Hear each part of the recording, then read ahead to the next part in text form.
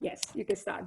Okay. Yeah, thank you very much for the introductions, Padma, and thank you to all the organizers for organizing this and giving me the opportunity to speak here. So all of this is a report on joint work of mine with Rajesh Kulkarni. So since this is a number theory conference, let me actually start by talking a little bit about what the Brauer group is and how it works. So basically, over any base field K, what we do is we look at these equivalence classes of central simple algebra. So an algebra over a base field K is called central simple if its center is just at base field K and it has no non-trivial two-sided ideals. So what we do then is on this set of central simple algebras, we define an equivalence relation called the Morita equivalence relation. And that just says that two algebras are equivalent if and only if they become isomorphic when we tensor them with some matrices. And in this case, as I mentioned in the beginning, the Brauer group is going to be given by these Morita equivalence class of now central simple algebras.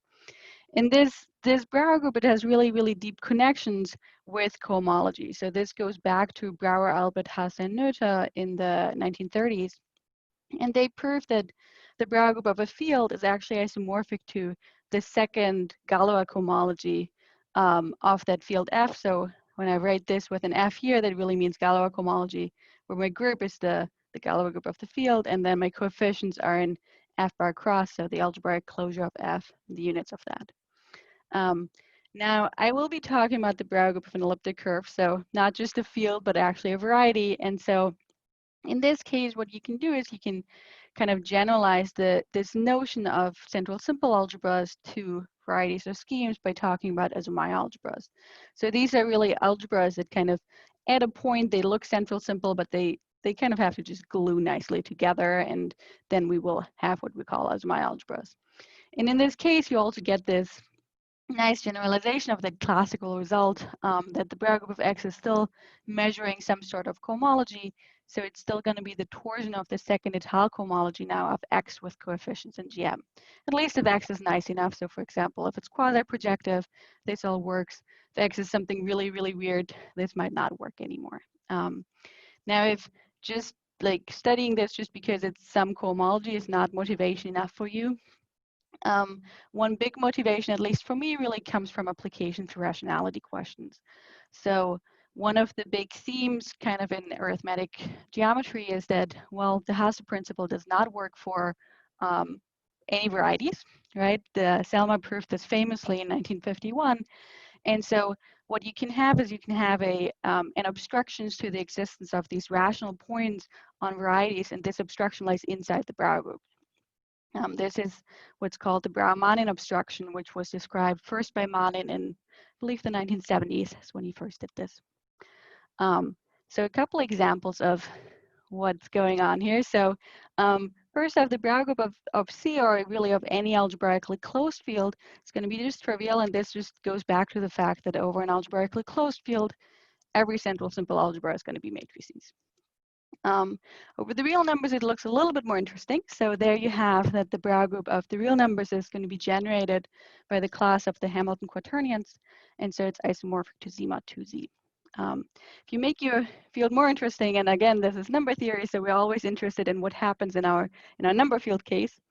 And so again, this goes back to that result by Albert, Brauer, Hasse, and Noether, and they prove that actually we have this exact sequence connecting the Brauer group of my global field with the Brauer group of all the local fields. So this is 0 into Brauer group of K into the sum of all the places in my field of the Brauer group of the local fields into Q mod Z. And these here can be described very explicitly, these Brauer groups of KB. Now, I will be talking about the Brauer group of an elliptic curve. And so what I will be asking is, let E be an elliptic curve over any field, and I'm asking, first off, just what is this detorsion of that Brauer group of E? So we have now these kind of classes of Azumai algebras in there, and we just wonder how can we describe this as explicit as possible. And when I first mentioned here that if I make my base field algebraically closed, this problem is really not interesting, because in this case, the detorsion of that Brauer group is just going to be 1. So this is due to Zen's theorem, very classical result. And so this is actually true not just for elliptic curve, but really for any curve over an algebraically closed field. So really what you want to do is you want to kind of choose your base field as far away from being algebraically closed as possible. So for the two torsion case, this one was solved by Chernyshov and Guyetsky in 2001, and they described really very explicitly all the generators and relations of the two torsion of the Brauer group of E. Now, in my PhD thesis, I described the kind of the same thing, but for D any odd prime. I put some minor restrictions on my base field. I needed some roots of unity in there, but really not very big restrictions on the base field there. If we want kind of the description for any D, so prime powers here, it becomes a little more complicated. And so you have to put more restrictions on your base field. And I'm working currently on kind of getting rid of those. But for any D, this was described in 1999 by Skorobogatov, and then later using a different method by Chernyshov, Verpinchuk, and Verpinchuk in 2016. So this is just a little snapshot of what we know at this point about the D torsion of the Brauer group of E. But what I really want to focus on is the following question. So the question is, if we can't even describe all these generators and relations over any base field, but the question I want to ask is there a moduli space or moduli stack for that matter that really describes these pairs that I can somehow get a handle on my D torsion of the Brauer group? So is there a modular space or stack that describes these pairs E comma alpha, where E is an elliptic curve and alpha is a D torsion Brauer class over E? So I'm not going to get to a full answer of this. I'm actually going to focus on the case where D is equal to 3, so just 3 torsion of the Brauer group. I'm also not even going to get all elliptic curves or all Brauer classes, but we'll see that in a minute. Now, if we want to describe modular stacks, at least, what we often need is we need some sort of action on some sort of space. So that's what I'll be talking about first. So let's say I start with the field, and let's say F is a homogeneous form of degree D in n variables on that field. And I have a couple different actions of the general linear group on the space of these homogeneous forms. And the first is maybe the most natural, which is just by acting by a linear change of variables on my coordinates. The second action, or the second kind of set of actions that I have, is an action that's the twisted action by the determinant. So I act on the coordinates, but I also twist by this determinant to the power of s. And now this kind of the orbits with respect to this action gives me very interesting answers to a couple different moduli problems. So let me talk first about the twisted action here. So this one was first studies by Gran, Gross, and Savin in 2002, and they proved that we get a bijection actually here between the -1 twisted, so when the s is -1, binary cubic forms over the integers, and the set of isomorphism classes of cubic rings. So cubic rings, just think of those as a generalization of kind of cubic field extensions, just in the case of rings. And this actually works over any base scheme, which was observed first by Deligne. And later, Wood in 2018 actually proved that we have an isomorphism of these moduli stacks. So of the moduli stack of -1 twisted binary cubic forms and the moduli stack of cubic rings.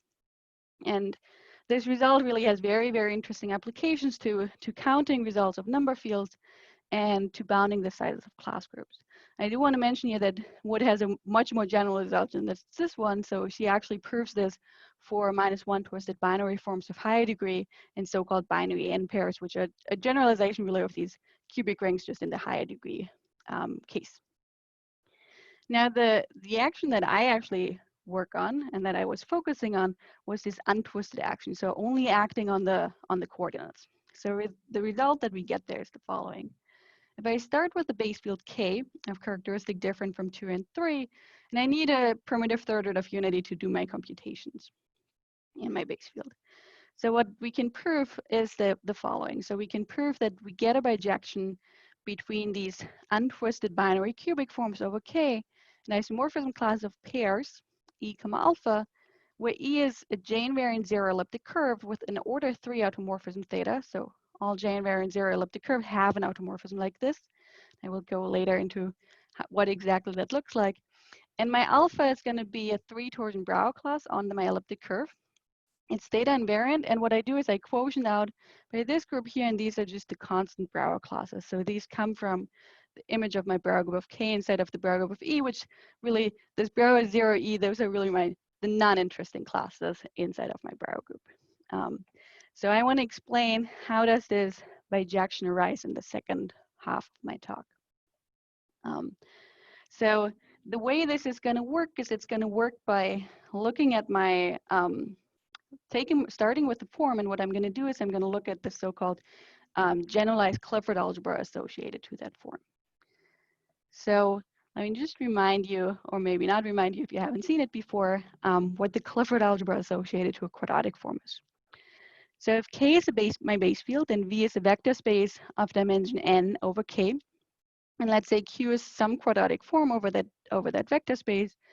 The Clifford algebra associated to my form is going to be the quotient of the tensor algebra TV by the ideal generated by elements of the form V tensor V minus QV. And just kind of by this definition, this very naturally generalizes to higher degree forms. All I do if I don't have a quadratic form but a form f of degree d, I just, instead of having V tensor V here, I just have a V to the d's full tensor product of that minus f of V. And of course, for d equals to 2, you get back your definition for the quadratic form. The interesting case, or at least to me, the most interesting case, the one that I like to study, is the case when d is 3, n is 2, so the binary cubic case. If you make your d and n bigger, kind of bad things happen because your Clifford algebra just becomes very, very big and kind of unwieldy. But so let's focus on this binary cubic case, again, when d is 3, n is 2. So what happens in this case is the following. So again, I have my base field, and let's say f is this form here. That's my non-degenerate binary cubic form. And in this case, the associated Clifford algebra is this algebra. It's just the free algebra in two generators, x and y, such that x cubed is a.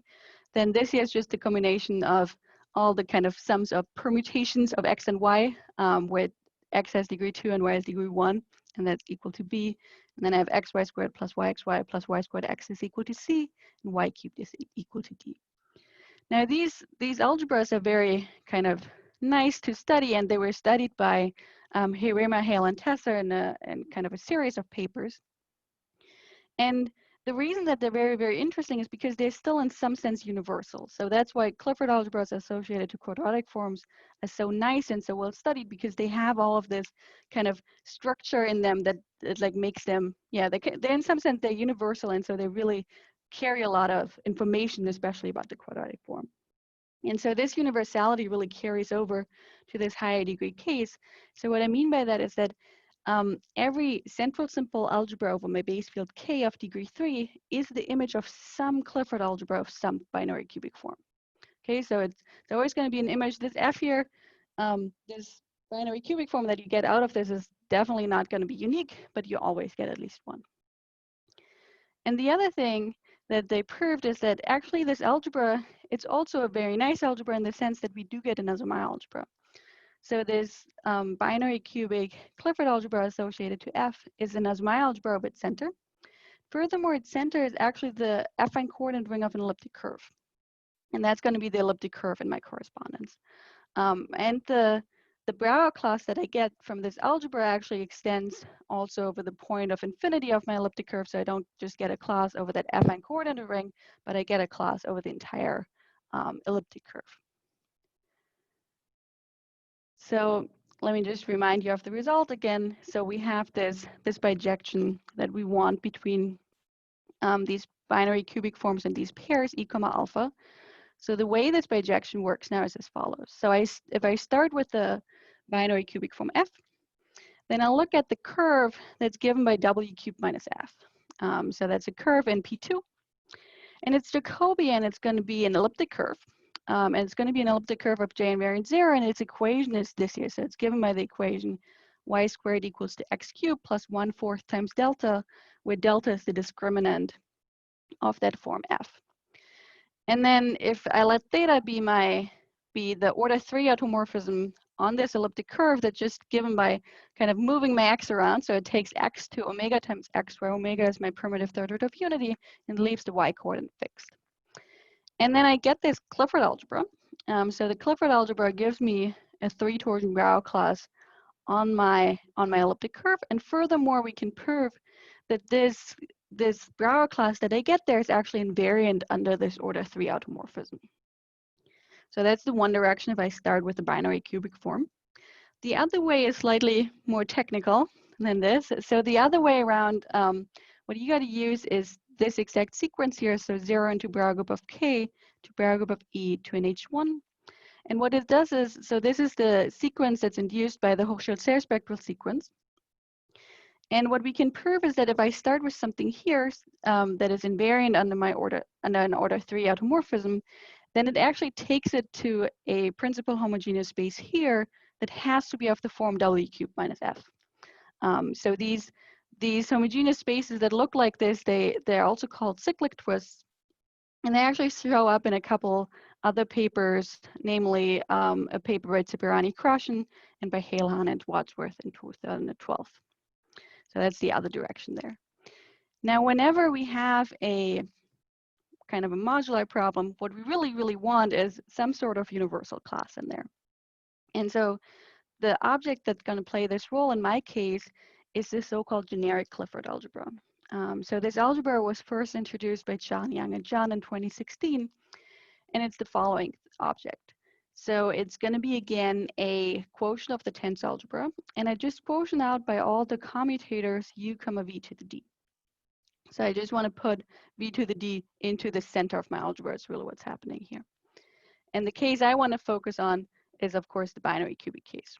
But the interesting thing that happens here is that, well, this algebra here, why do I call this the generic case? It's because it maps, it's kind of the big, how do I say this? It's the object that maps to all the a sub f's. So for every homogeneous form f of degree d and n variables, we get a surjection from our generic Clifford algebra to the Clifford algebra associated to that form. In particular, this means that I get that actually in the binary cubic case, every central simple algebra of degree 3 over my base field is the homomorphic image of this binary cubic generic Clifford algebra.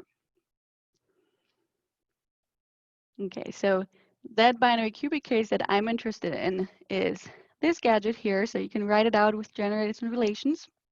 It has these two generators, x and y, and then I have these three relations here that show up.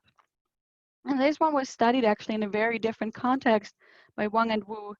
And they really, what they were doing is they were doing a classification of Artin-Shelter algebras of global dimension 5. And so it just showed up in there, and they proved a lot of just kind of algebraic properties for it that were very nice. It was later also studied by Wang and Wang in 2019, and they proved that this algebra is actually, it's even a PI algebra of PI degree 3. Now, when I studied it, I want to think of this really as I said, I want to think of this as kind of my universal object. So I have to somehow think of it as living over that space of binary cubic forms. Now, the way I do that is I just identify a point, A, B, C, D, with the binary cubic forms by taking that point to the coefficients. And then I have a subset in there that corresponds to all the non-degenerate forms, meaning all the forms that have discriminant non-zero. And the big theorem we can prove here is that, well, things still work out nicely. So we still get that the center of this generic algebra is still going to be a relative the affine coordinate ring of a relative quasi-projective curve. And furthermore, it's going to be elliptic exactly over that non-degenerate part. Furthermore, I get that it's an Azumah algebra. So I get a Brauer class, and the associated Brauer class extends to the entire elliptic curve. Now let me just quickly, maybe in the last minute or so, let me just tell you how we would extend it, how a geometric construction of this works. So we don't just have this algebraic construction, but we can construct it very nicely geometrically. And so the way that works is by using what's called the Poincare bundle. And so we look at this curve, W cubed minus F is really what this is over my space U. And if I have a section here from U to C, then I can consider the relative Jacobian of my curve, and I can look at this universal line bundle or Poincare bundle on C cross J. And now the Clifford algebra is really just, the Clifford algebra is really n pi lower step p here, where pi is the projection from C cross J onto the second factor. And then if I don't have a section, I have to do a tile descent to obtain my extension of the Clifford algebra here. So this is kind of where we're at right now. Of course, as you notice, like I didn't actually answer my question fully because I only have J invariant zero curves, and my alpha and my Brauer class always has to be invariant under my theta. And so of course I'm wondering, well, what are the other Brauer classes that show up there? Can we describe those in a similar manner? And can we somehow get all the elliptic curves even? And then kind of further than that would be, can we maybe even get this for higher degree things? Can we not just get this for binary cubic forms, but maybe for higher degree forms as well, which would be a lot more complicated than this, I believe. All right, that's it. Thank you very much for listening. That was awesome. Can all maybe clap. Oh, there is a clap button in this chat, so you can either hit the clap button or type in the chat. Thank you, Charlotte. You answered a question I was about to ask in the last slide. So like, are these all the Brauer classes? It's great. Maybe we have time for a quick question or two. Does anybody want to ask a question? You can type in the chat. I now give you power to unmute yourself. I turned it off. So you can just unmute and ask if you have a quick question.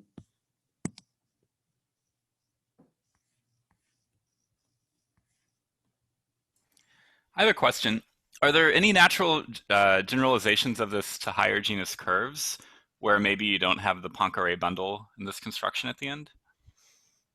So the only one I know to like,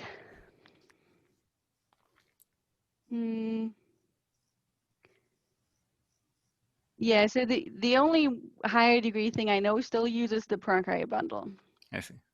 So I only know it when you still look, you can look at, if you look at higher degree forms and you look at like W to the D minus a form then of degree D, and then you would still use the Poincare bundle to get a Clifford algebra.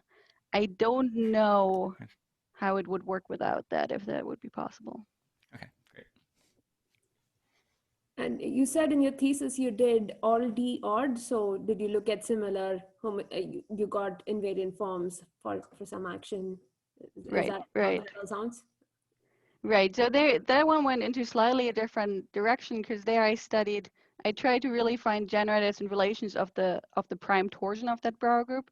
And I wrote them out as like these symbol algebras, is what they called. And yeah, you can write those out as explicit as possible. I'm not quite sure how that would connect actually for the higher degree things, how that would connect exactly to the Clifford algebras. Awesome, thanks. Mackenzie says, very cool result. Yay, Brauer groups. Are there any other questions? If not, I should pause. Now let's thank Charlotte again for an amazing talk. And Miriam's talk's going to start in 6 minutes, 11:40.